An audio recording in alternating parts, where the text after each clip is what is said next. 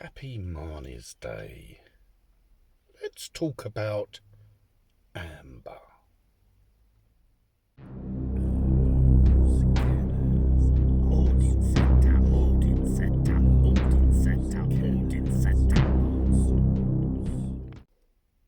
Now, if you have not read The Chronicles of Amber by Roger Zelazny, now there's 10 books in total, 2 stories of sorts, 2 narratives, 2 narrators, then you're in for a treat if you enjoy watching my videos where I am reading the first of the Corwin saga, which is the first 5 books.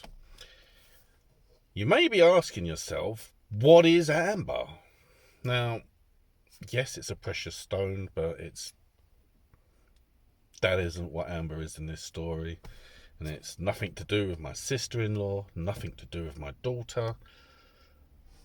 The kingdom of amber is the one true reality in a multiverse. And what we are seeing through the eyes of our narrator Corwin, who is the hero of his story, you can decide for yourself whether you actually think he's a hero or not as the story progresses. But what we are seeing is his entrance into the throne war, if you like, the war for the crown of amber.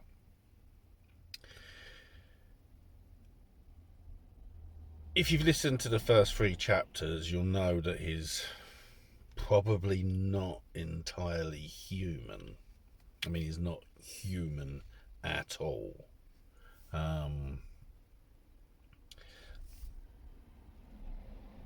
that is the thing that helps make this saga so intriguing, so interesting, so funny at times, so awesome.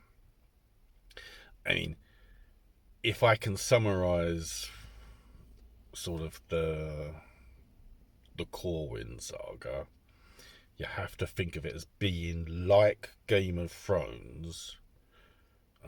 Instead of fighting for the Iron Throne, the characters in this story are fighting for the crown of amber. But rather than being sort of human and from different houses with their respective powers, the contestants for the amber throne are gods or demigods, with no restrictions on what they will do to win this crown.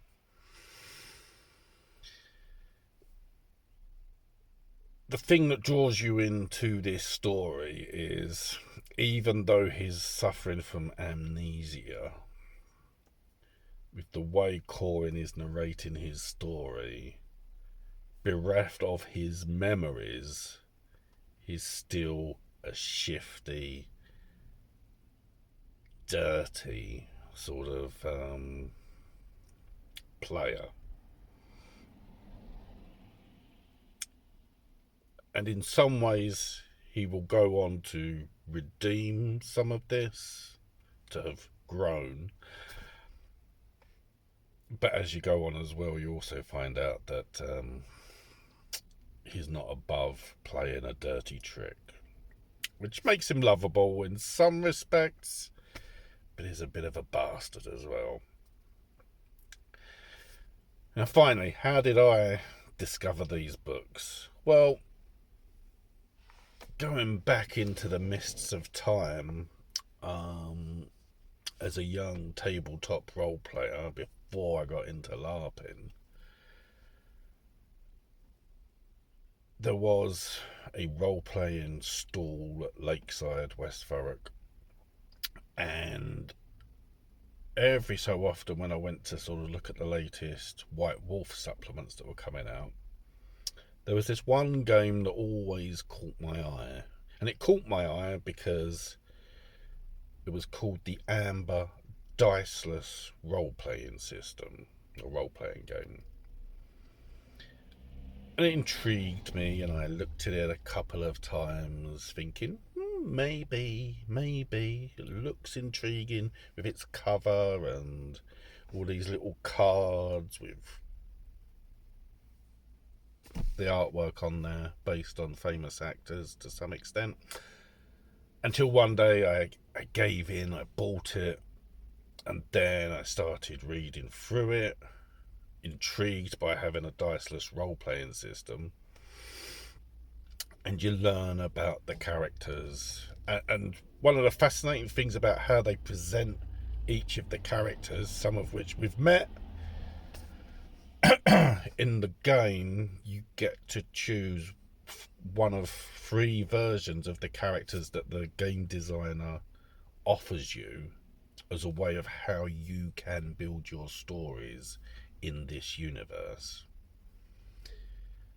which is genius in many ways. I'm not going to say that the game isn't without its faults. It is interesting. It's the rule book and the support rule book, Shadow Knight, have got some amazing sort of things in there. They're worth reading alone, even if you don't want to do role playing or don't really like the idea of the setting. There's just some fascinating ideas in there that altered my way of GMing or setting up campaigns in any sort of role play setting. So that's how. There's also, in the Shadow Knight book in particular, there are summaries of each of the books. And obviously, once I'd sort of started reading about these characters, I then had to read the books. And I was not disappointed. It is an intriguing setting, even if it just tells us that our reality, our world, is just a shadow, a figment of reality that's cast out from the one true reality. Our Earth is a little bit more significant than perhaps other shadows, as we learn to find, or we find, mainly because of the presence of some of the children with the blood of Amber in their veins.